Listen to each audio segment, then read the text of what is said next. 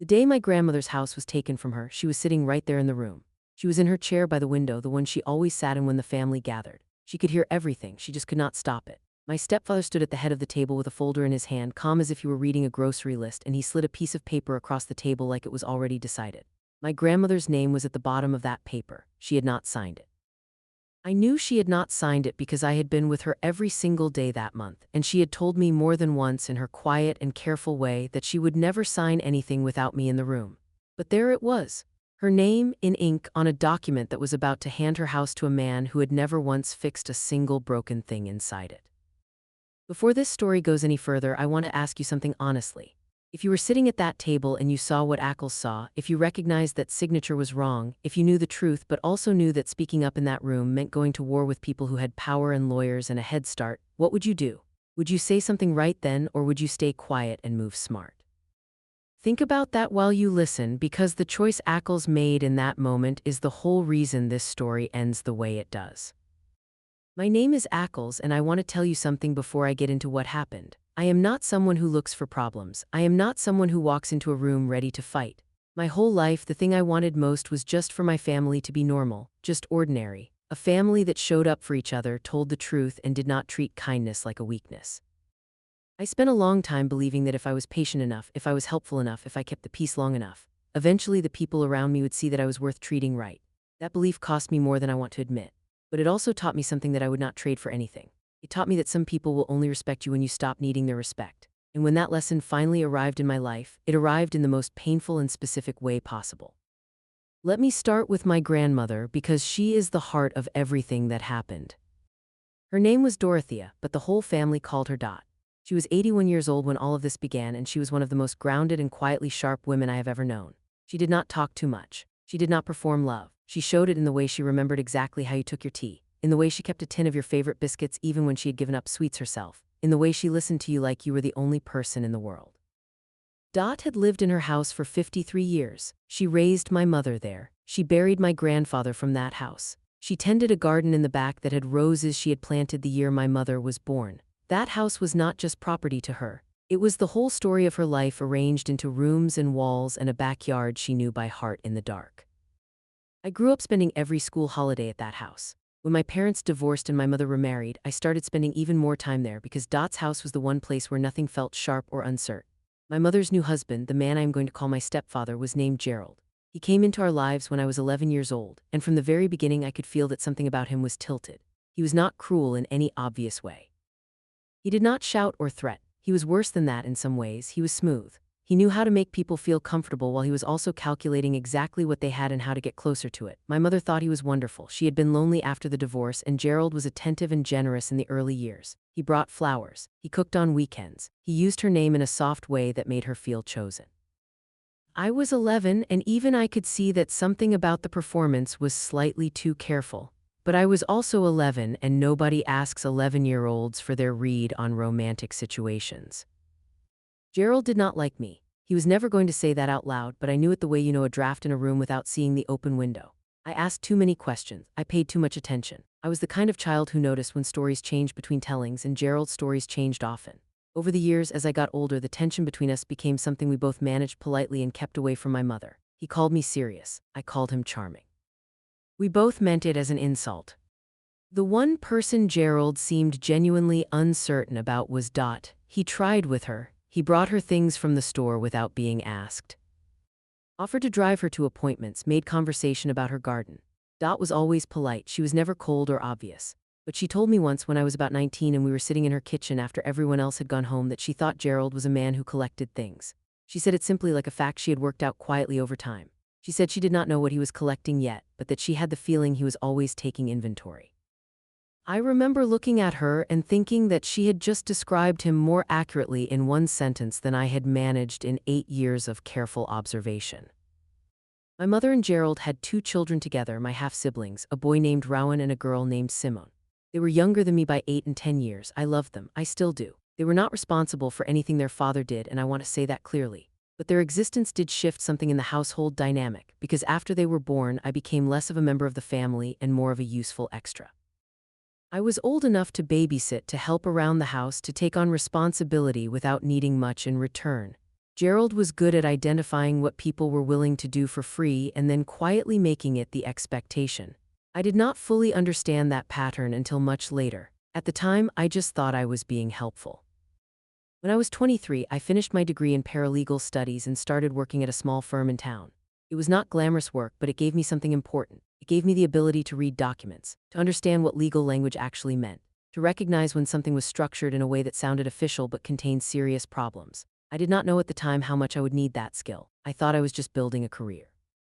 I had no idea I was also quietly building the one tool that would matter most when my family needed someone who knew how to see through paperwork. Around this time, Dot's health started to shift. Nothing dramatic at first. She was slower. She tired more easily. She had some memory moments that were soft and temporary but still noticeable. She was still herself, still sharp, still funny in that dry way she had. But she needed more help, and the family started having conversations about what that should look like. Gerald suddenly became very interested in those conversations. He positioned himself as the responsible one, the organized one, the one who understood finances and property and practical matters. My mother, who had never enjoyed thinking about anything administrative, was relieved to let him take charge of the discussions. She trusted him completely. That trust was the crack in the wall that Gerald had been waiting years to find. I was the one who helped Dot with her actual daily life. I drove her to appointments. I sat with her while she reviewed her bills. I helped her sort through old paperwork from decades ago that she kept in a cabinet in the hallway. I was there. Gerald talked about helping. I helped. That difference mattered. It mattered because Dot noticed it, and because Dot, in her careful and private way, started to tell me things she did not tell anyone else. She told me that Gerald had asked her twice about her will. She said she had not given him a direct answer either time, which she said with a small smile that told me she had done it deliberately. She told me that he had once asked, in a roundabout way, whether she had ever thought about simplifying her estate by putting the house in my mother's name while she was still alive. She said she had told him she would think about it and then had thought about it and decided no. She also told me, and this is the part I want you to hold on to, that she had spoken to her own solicitor privately, one she had used for 30 years, and that she had made very clear arrangements about what should happen to the house and everything in it. She said she had made those arrangements without telling Gerald, without telling my mother, and without telling anyone except me. She wanted me to know because she said she needed one person in the family who would remember what she had actually said and done, as opposed to what Gerald might later claim she had said and done. I asked her why she was worried about that. She looked at me with those calm and knowing eyes and said, simply because he is collecting Ackles, and I am the biggest thing he has not got yet. I did not sleep well for several nights after that conversation. The house meeting happened about 6 months later. Gerald called it a family meeting. He sent a message in the family group chat explaining that because of Dot's health changes, it was important for everyone to get together and discuss some practical matters so that the family could be prepared and organized. The message sounded reasonable. It sounded responsible. My mother Ripley. D immediately with a string of grateful messages saying how thoughtful he was. I read it 3 times and felt cold. The meeting was held at my mother's house on a Saturday afternoon. Dot was brought there by Gerald himself, which should have been my first signal that something was already in motion, because normally I was the one who picked her up. He had called my mother that morning and suggested he collect Dot on the way to save me the trip. My mother told me this cheerfully, as if it were a kindness. I drove there separately, arriving just after Dot had been settled into the living room. Everyone was there. My mother Gerald, Rowan, who was 15 at this point and mostly on his phone, Simone, who was 13, and my Aunt Sandra, who was my mother's sister and Dot's younger daughter. Sandra was the kind of person who agreed with the last person who spoke to her, which made her very easy to manage. Gerald knew this. He had always been warm with Sandra in a particular way that I noticed was different from his normal warmth, more patient, more attentive to her opinions. He had been working on Sandra for a long time. Dot sat in the armchair by the window. She had a cup of tea in her hands. She looked calm, but I knew Dot well enough to see that her stillness was a different kind of stillness than usual. It was not relaxed. It was watchful. Gerald stood at the head of the room. He had brought a leather folder. He thanked everyone for coming. He talked about family responsibility and making things simple for everyone during what he called a transitional time. He mentioned Dot's health with exactly the right amount of delicacy. He used words like planning and security and making sure everything is in order. He was good. I will say that honestly. He sounded like a man who cared deeply and was simply trying to do the right thing. Then he opened the folder. He said that he had spoken with an estate advisor and had drawn up a simple transfer document that would move the ownership of Dot's house into my mother's name as a living transfer. He explained that this would simplify the estate process, protect the house from certain administrative complications, and ensure that the family was not dealing with complex paperwork during a difficult time in the future. He framed it as a gift that Dot was choosing to give while she was still alive and able to make that choice clearly. He slid the document across to Sandra first. Sandra looked at it for about 15 seconds and nodded because that is what Sandra did. Then he slid a copy toward my mother, who looked at it with wide and grateful eyes and said it was so thoughtful, and then looked toward Dot with an expression that was already decided. Then he placed a copy in front of Dot. And he said that Dot had already reviewed the document and was in agreement, and that today was simply the formal signing moment, and he even smiled and said that Dot had been the one to suggest doing it this way to keep it clean and simple. I looked at Dot. Dot looked at me. In that room full of people talking and nodding and shuffling paper, she looked at me the way she had looked at me in her kitchen when she said he is collecting. Calm and exact, and saying everything with her eyes that she could not say out loud in that moment without Gerald immediately controlling the response. I looked down at the document in front of me. My name was not on it. I had not been listed as a witness. I had not been mentioned as a party of any kind. I was sitting at this table as a family member, not as anyone with a role in the document, which meant Gerald had not needed my cooperation or my silence in any official way. He had simply needed me to be present and to not cause a scene. And then I saw the signature line. At the bottom of the document, in the section where Dot was supposed to sign, there was already a signature. Neat, small, careful. The kind of signature that looked at first glance like the way Dot signed things. But I had seen Dot sign her name hundreds of times. I had sat beside her at kitchen tables and bank desks and doctors' office counters. And this signature had something wrong about it. The D in Dorothea had a small loop at the start that Dot never made. Her D was always open at the top, pressed down firmly, no loop. And the way the last name tapered at the end was slightly too consistent, too measured. Dot had a small tremor in her right hand that she had developed over the last 2 years. When she signed things, the line was never perfectly smooth. This signature was smooth. Someone had signed this document on Dot's behalf. And Dot was sitting 5 feet away from me, holding her teacup, looking at me with those steady eyes. I did not say anything in that moment. I want to explain why, and I want to explain it carefully, because the choice I made in that room was the most important strategic decision I have ever made in my life. If I had stood up and accused Gerald of forgery in Thaw tea room, in front of my mother and Sandra and my teenage half-siblings, 3 things would have happened. Gerald would have immediately controlled the narrative. My mother would have been distressed and confused and would likely have deferred to Gerald's explanations. Sandra would have sided with whoever spoke most recently and most confidently. And the document, the actual physical document, would have stayed in Gerald's folder, and I would have had no copy, no record, and no proof beyond my own word about a signature I had noticed from across a table. I was a paralegal. I knew what that moment required. It did not require a scene, it required a copy. I reached across the table and picked up the document that had been placed near me. I looked at it carefully, slowly, in the way that people look at legal documents when they want to appear thoughtful. I turned it over. I looked at the back. I took my phone from my pocket and I said quietly, I just want to take a photo for my own reference, so I have a copy of anything that relates to the family property. Gerald's smile did not change, but his eyes did, just for a fraction of a second. He was deciding whether to object. He decided that objecting would draw more attention than allowing it. He nodded once and said, of course. I photographed both pages of the document, the signature page included. Then I set it back down. Then I said calmly that I thought it would be worth everyone taking a few days to read through the document properly before anything was finalized, since property transfers were significant and it was always good to make sure every detail was exactly right. I said it pleasantly. I said it the way someone says something they think is simply sensible. Sandra nodded. My mother looked uncertain. Gerald said that was perfectly reasonable and that there was no rush. Everyone could take their time. He thought he had already won. The signature was already on the document. He believed Dot would not contradict what he had said she wanted. He believed my mother would follow his lead. He believed Sandra would do whatever the room decided. He believed I had just taken a polite photo and would eventually accept the outcome. He did not know what I was going to do with that photograph. That evening, after the meeting ended and Dot had been helped into Gerald's car to be driven home, I sat in my apartment with my laptop open and the photo enlarged on my screen.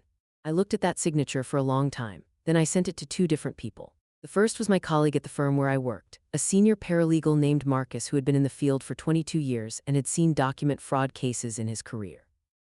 The second was Dot's private solicitor, the one she had mentioned to me, the one she had used for 30 years. His name was Mr. Ackles. Dot had given me his contact details herself about 2 months after that kitchen conversation in a small envelope she pressed into my hand one afternoon when no one else was around. She had said, "Keep this somewhere safe, Ackles, and use it if you ever need to." I needed to.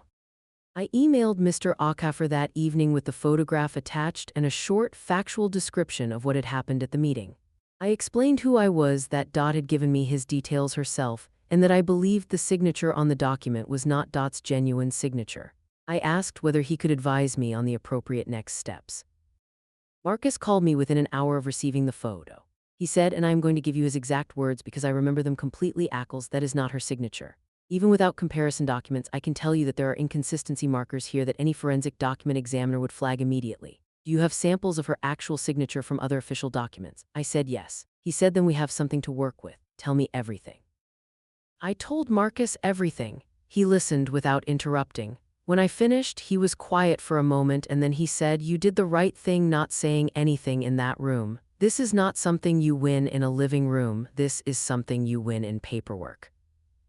Mr. Ackles responded to my email the following morning.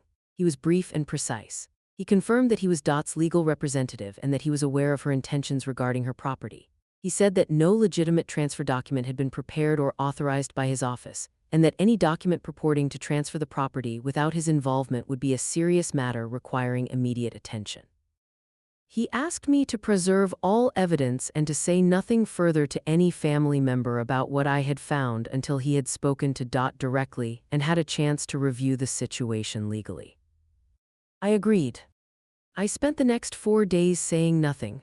I went to Sunday dinner at my mother's house and I watched Gerald pour wine and make easy conversation and accept compliments about how organized he was. I watched my mother look at him like he had solved a problem she had been carrying for years.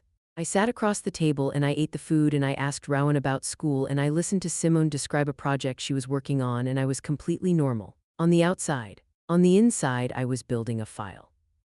I gathered every document I could find that carried Dot's genuine signature. There were medical forms I had helped her fill out. There was a letter she had written to her bank. There were birthday cards she had sent me over the years, not legal signatures but still handwriting samples. I photographed them all and sent them to Marcus. I also wrote a detailed timeline in my most careful and organized way of every conversation I had been part of or witnessed regarding Dot's property over the previous 18 months. Every date I could remember, every comment Gerald had made, every moment Dot had said something to me in private about her intentions. I wrote it like a legal record because I had been trained to think that way, and because I knew that if this ever went somewhere official, documented clarity would matter. On the 5th day, Mr. Ackles called me. He had spoken with Dot. He confirmed that she had not signed the document. He confirmed that she had not agreed to any transfer. He confirmed that she had felt pressure in the room but had not known how to object in front of Gerald without creating a confrontation she was not physically up to managing. He also told me that Dot had been relieved when he told her that I had contacted him. She had said, "I told you that girl would see it." I cried a little when he told me that, only a little, then I stopped because there was still work to do. Mr. Ackles explained the legal situation. The document Gerald had produced appeared to carry a forged signature, which meant it had no legal standing regardless of how official it looked. However, because Gerald had not yet filed the document with any property authority, the house had not actually changed hands. The forgery had been prepared but not yet completed in a legally final way. This was important. It meant the situation was serious and needed to be addressed, but it also meant there was still time to address it before any permanent damage was done. He said he would be sending a formal legal notice to Gerald directly, advising him that any attempt to file or act upon the document would be treated as fraud and would be pursued accordingly. He also advised me to stay quiet with the family for a little longer and to let the legal process move at its own pace. He said that when people feel cornered, they often reveal more than they intended, and that it was better to let Gerald believe everything was still on track while the legal machinery moved behind the scenes. That was the hardest part. Staying quiet when you know, watching someone act like they have already won when you are sitting on information that changes everything. I am not naturally an actress. I do not enjoy pretending. But I thought about Dot in that armchair holding her teacup looking at me with those eyes and I stayed quiet. Gerald made his move about 2 weeks later. He called my mother into what he described as a private planning conversation. And afterward, my mother called me, sounding both nervous and excited, and told me that Gerald had suggested they go ahead and file the property transfer document since Dot had already signed it and there was no reason to delay. My mother asked me almost as an afterthought whether I thought that was fine. She asked it in the way people ask questions when they have already decided the answer. I told her calmly that I thought they should hold off and run it by a lawyer first. I said I had noticed some things in the document at the meeting that I wanted to double-check, and that given the value of the property, it was worth being careful. My mother said Gerald had already reviewed everything. I said I understood that, and I still thought it was worth a second review. There was a small pause, and then my mother said, in a tone that was more Gerald than herself, "Ackles, why do you always have to make everything complicated?" I said I was not trying to make anything complicated. I was trying to make sure that a significant property transaction was done correctly. We ended the call politely, but something had shifted. 2 days later, Gerald called me directly. That was unusual. He never called me directly. He always communicated through my mother. The fact that he was calling me himself told me that my mother had relayed our conversation and that he was now trying to assess how much I knew. He was very smooth. He started with pleasantries. He asked how work was going. He mentioned that he had always respected how serious I was about my profession. Then he said in a warm and casual way that he wanted to touch base about the property document and make sure I was not worried about anything unnecessarily. He said that Dot had been fully on board and that the signing had actually happened a few weeks before the meeting in a private appointment, and that the meeting had just been the formal family announcement of what was already settled. I noted that this was a different account than the one he had given at the meeting where he had said the meeting was where the signing would happen. I did not point this out to him, I just noted it for my file. I told him I appreciated him calling and that I had some questions about the document that I was looking into and that I would follow up with him soon. I kept my voice even. I gave nothing away. He said that sounded great and that he was always open to talking. After I hung up, I immediately wrote down everything he had said, word for word as best I could recall, with a timestamp. Then I sent an update to Mr. Ackles. Mr. Ackles' legal letter reached Gerald 4 days later. I was not there when it arrived, but I know exactly what it said because Mr. Ackles sent me a copy. It stated that he was the legal representative of Dorothea, that he had been advised of a document purporting to transfer her property, that the document in question had not been prepared or authorized by her legal representative, that his client categorically denied having signed or agreed to any such document, and that any attempt to register or act upon the document would be treated as fraud and referred to the appropriate authorities without further notice. The letter also stated that the original of the alleged transfer document was to be surrendered to Mr. Ackles' office within 5 business days, and that failure to comply would be taken as confirmation of intent to commit fraud. It was, in the understated language of a 30-year solicitor who had seen many things, an extremely clear letter. Gerald's response was to call my mother and tell her that I had apparently gone to Dot's lawyer behind the family's back and created a legal situation out of nothing, and that he was shocked and hurt by my behavior, and that he felt I had always had a problem with him and that this was the latest expression of it. My mother called me upset and said, "Ackles, what did you do?" I told her to sit down. I told her I had something to show her. I drove to her house that evening with my laptop and my printed file and my photographs and my timeline. I sat across from her at the kitchen table, the same kitchen table where I had eaten 1,000 meals growing up, and I showed her everything. I showed her the photograph of the document. I showed her Marcus's written assessment, which he had prepared formally after I had explained the situation in detail. I showed her the comparison between the signature on the document and the genuine signatures from Dot's other paperwork. I showed her the timeline I had built. I showed her my notes from the phone call with Gerald where he had given a different account than the one he had given at the meeting. My mother did not speak for a long time. Then she said in a voice that was very quiet, "This cannot be right." I said, "I know it is hard to see, I know you love him, but Dot did not sign that document, and the only person who benefits from that document is Gerald." She said, "But why would he do this?" I said, "Because that house is worth a significant amount of money, and because he has been moving toward it for a very long time." She shook her head. She was not angry at me yet, but I could see that she was not ready to be angry at Gerald either. She was somewhere in the middle, in the painful place where a person knows something is true but cannot yet make their heart accept it. I did not push. I left the printed materials with her. I said, take your time with this, but do not let Gerald file that document. I drove home and I waited. The next 48 hours were the quietest and the heaviest of the whole situation. Gerald must have known the legal letter had started a clock. He knew that if the document was investigated, there was a problem. He also knew, I think, that something had changed with my mother because she had gone quiet in a way she did not usually go quiet. He made one more move. He went to see Dot. I do not know exactly what he said to her because I was not there, but Dot called me afterward and she told me. She said Gerald had come to her house on a Tuesday afternoon and had sat in her living room and had told her in a gentle and reasonable voice that there had been a misunderstanding about the document, that he had been trying to protect the family, that the estate process was complicated and expensive, and that by moving the house into my mother's name now while Dot was alive, the family would avoid a great deal of difficulty later. He had told her that the signature on the document was simply a clerical preparation that had been done in advance of her giving final approval, and that no fraud had occurred or been intended. Dot listened to all of this. Then she told him in her quiet and exact way that she had already spoken with her solicitor, that her solicitor had the original documents proving her intentions, that she had not signed the transfer and would not be signing it, and that she wanted him to leave her house. She said he had looked at her for a long moment and then stood up and said he was sorry she felt this way and that he hoped the family could heal from this. She said she had waited until his car had left the driveway before she let herself feel the full weight of what had just happened. Then she had called me. I drove to Dot's house that evening. I sat with her in the kitchen and she made tea and we did not talk about Gerald for a while. We talked about her roses. We talked about a program she liked on television.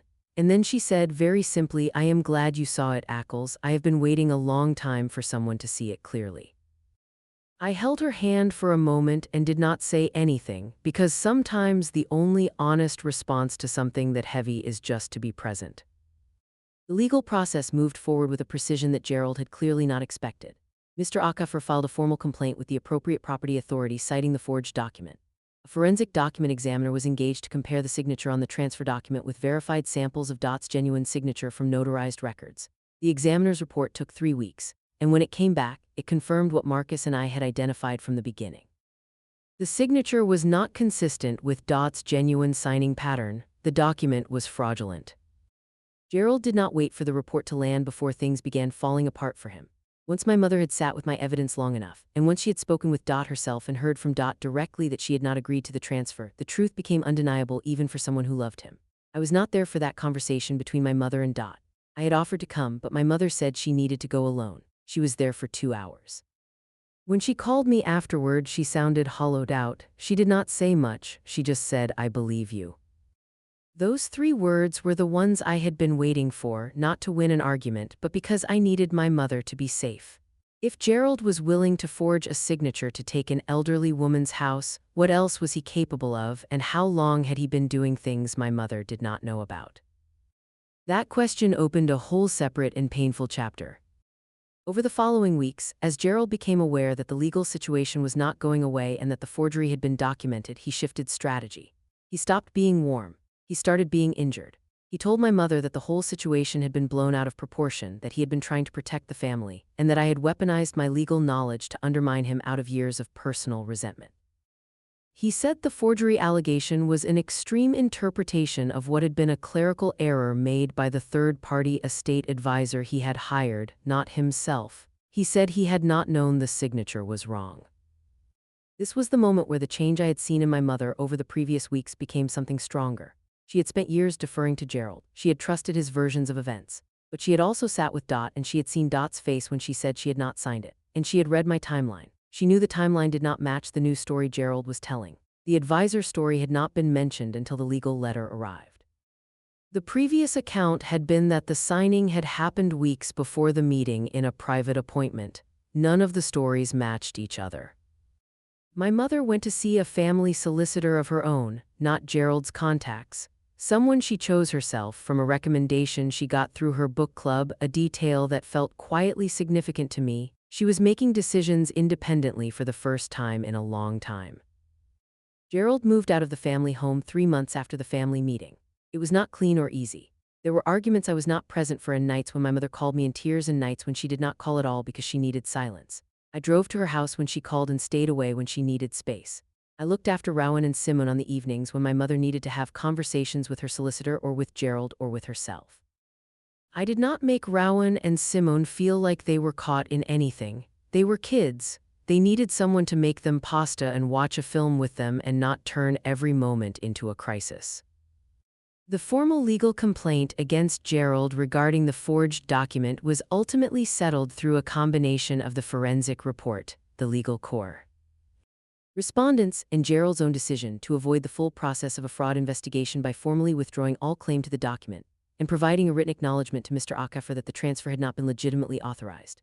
His solicitor negotiated this settlement. It was not a courtroom outcome. It was a quiet and documented retreat that left Gerald with a permanent legal record of having been involved in a fraudulent document and having been required to acknowledge it. It was not everything. Some people might feel it was not enough, but Dot's house was safe. The document was invalidated, the record existed, and Gerald no longer had access to my mother's trust, her home, or Dot's property. Dot called me the evening after Mr. Ackles confirmed the matter was formally resolved. She said in that dry and simple way of hers, "Well, I suppose he found out what I had in the cabinet after all." I laughed more than I had laughed in months. She laughed too. It was a small, real, needed laugh, and I want to remember it for a long time.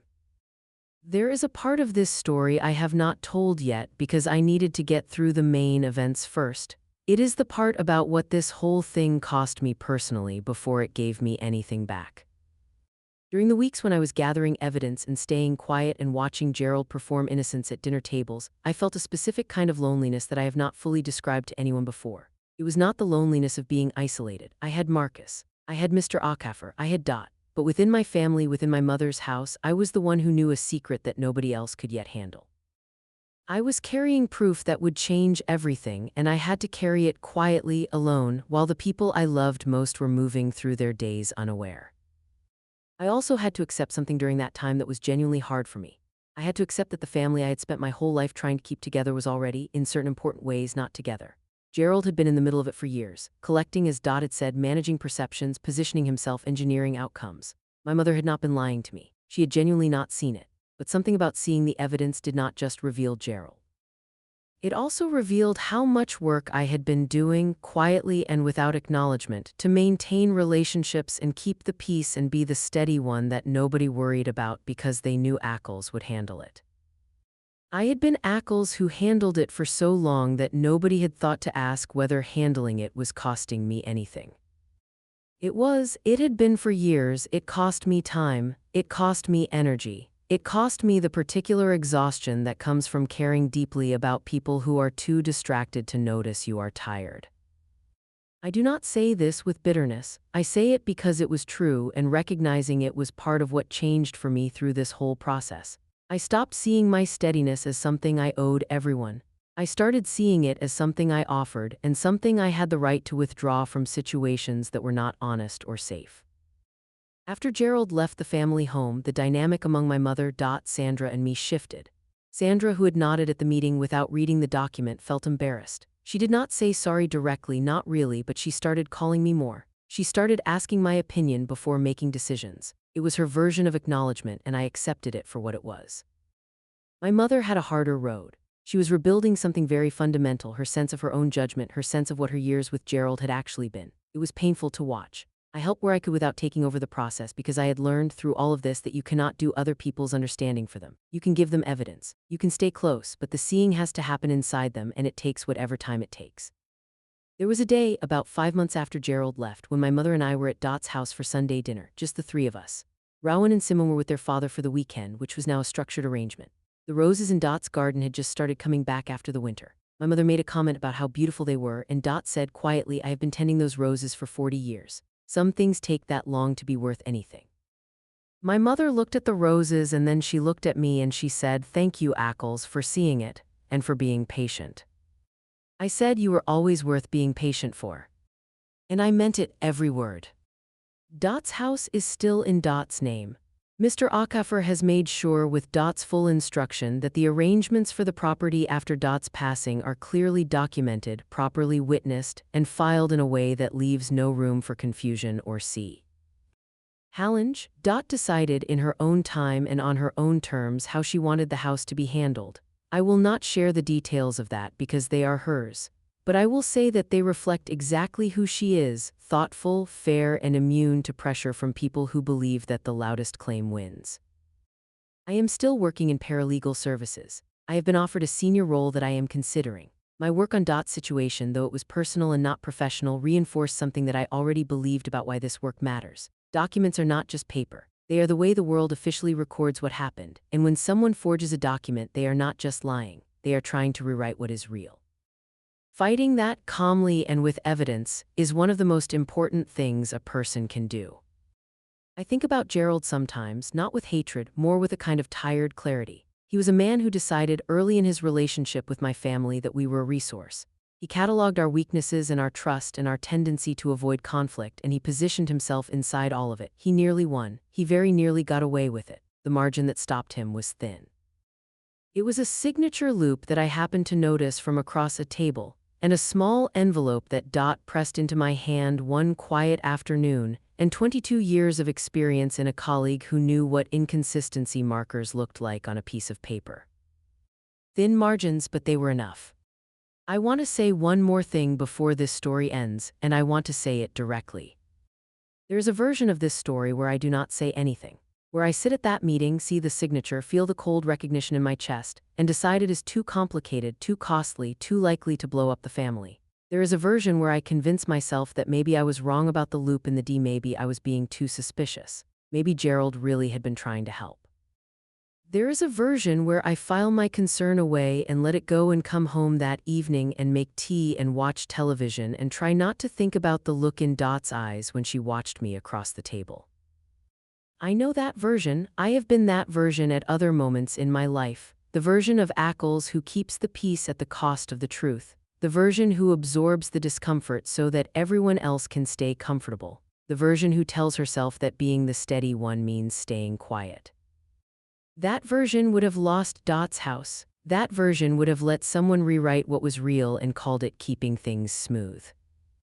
I chose differently this time, not because I am braver than I used to be exactly, but because I had learned through enough accumulated experience that peace that is built on silence about harm is not peace. It is just harm with a quiet surface. And the thing about quiet harm is that it eventually stops being quiet. It gets bigger, it finds the next target, it interprets your silence as permission.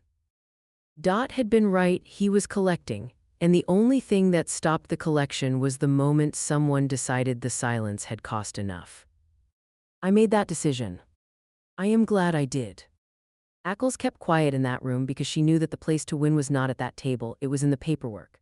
She trusted what she had seen, she trusted what Dot had told her, and she moved carefully and specifically until the truth had nowhere left to hide. If this story made you feel something, I want to ask you honestly. How many times have you seen something wrong and told yourself it was not your place to say it? How many times has keeping the peace cost you more than saying the truth would have? Leave your answer in the comments, because the people watching this have lived versions of this story too, and hearing from you matters more than you might think.